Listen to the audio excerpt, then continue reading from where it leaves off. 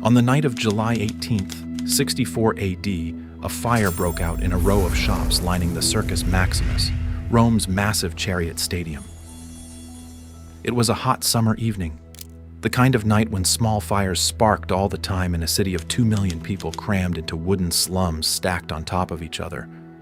But this fire didn't stay small. Wind off the Tiber carried the flames north through the densest neighborhoods in the city. By morning, entire districts were gone. The fire raged for 6 straight days before firefighters brought it under control. Then it reignited. It burned for another 3 days after that. When the smoke finally cleared, 10 of Rome's 14 districts had been damaged or destroyed. 3 were leveled completely. The 800-year-old temple of Jupiter Stator was gone.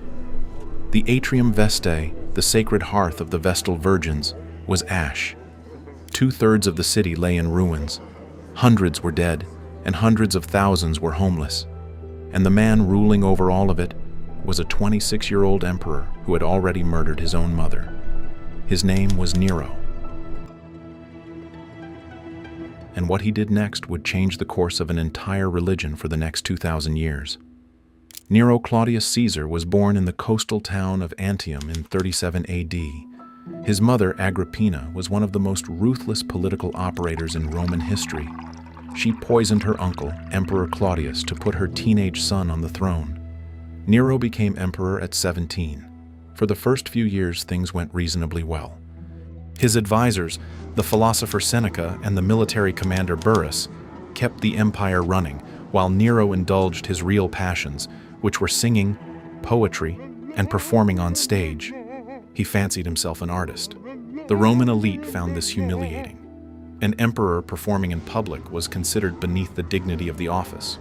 But as Nero grew older, the advisors lost their grip. In 59 AD, encouraged by his mistress Poppaea, Nero had his own mother assassinated. Seneca was eventually forced out and later ordered to kill himself. Nero's rule became increasingly erratic, increasingly violent, and increasingly focused on one thing above all else: himself. Then the fire happened.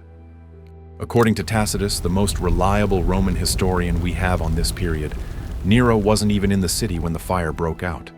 He was at his villa in Antium, 35 miles away.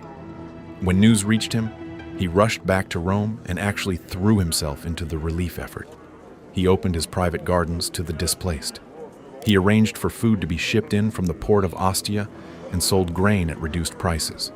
He organized the construction of temporary shelters, but none of that mattered because the rumors had already started.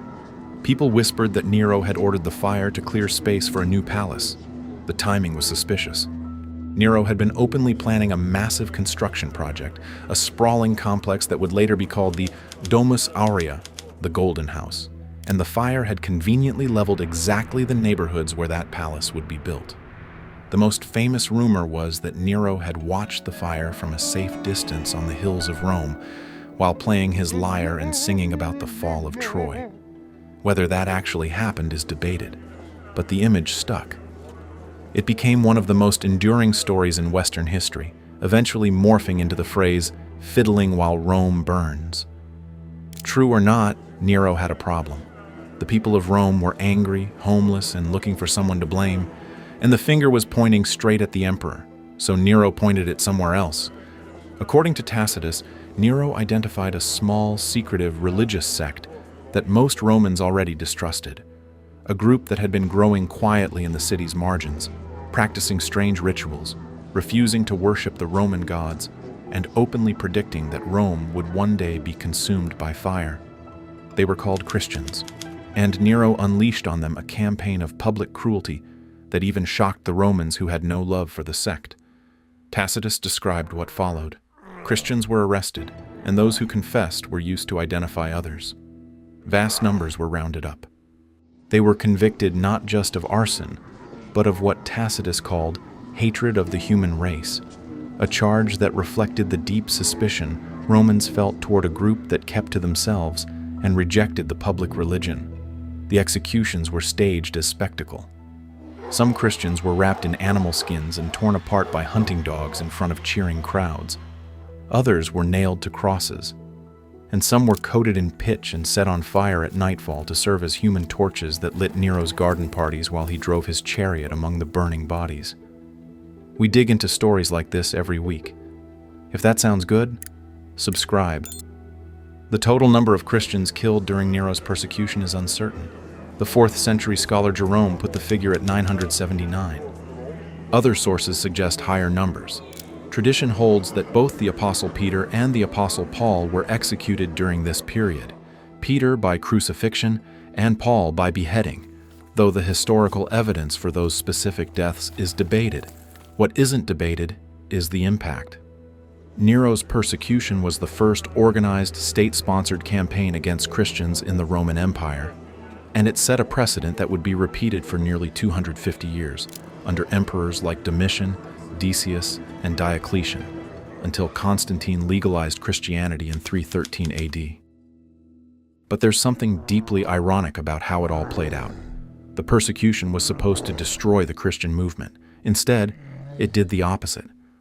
The public spectacles designed to humiliate Christians actually generated sympathy. Even Tacitus, who had no love for the sect, acknowledged that many Romans began to pity the victims, seeing them not as guilty arsonists but as scapegoats of a cruel emperor. The suffering of the martyrs became the foundation story of the faith. The blood of the persecuted became a recruiting tool. Within 3 centuries, the religion Nero tried to burn out of existence became the official religion of the Roman Empire. Nero himself didn't last much longer. His building projects drained the treasury. He devalued the currency for the first time in Roman history, triggering inflation across the empire. His paranoia grew. He executed rivals, forced allies to commit suicide, and alienated the Senate so thoroughly that by 68 AD, he had virtually no political support left. The Senate declared him a public enemy. His own guards abandoned him.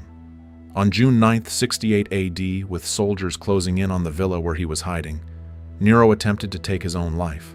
According to Suetonius, he couldn't bring himself to do it alone and had his secretary drive the blade into his throat. His last words, reportedly, were, "What an artist dies in me." He was 30 years old, the last of the Julio-Claudian dynasty. The line that began with Julius Caesar ended with a man who sang while his people burned and blamed the wrong people for a fire he may have set himself. The question historians still argue about is whether Nero actually ordered the fire or simply exploited a disaster that happened on its own. The honest answer is that no surviving source proves it either way. Fires in Rome were common. The slums were built to burn. But the speed with which Nero redirected blame, the convenience of the destruction for his building plans, and his willingness to publicly torture an entire community to protect his reputation suggest a man who, at minimum, saw catastrophe as opportunity. If you want to see what happened when another empire turned on its own people, that video is on screen now. Click it.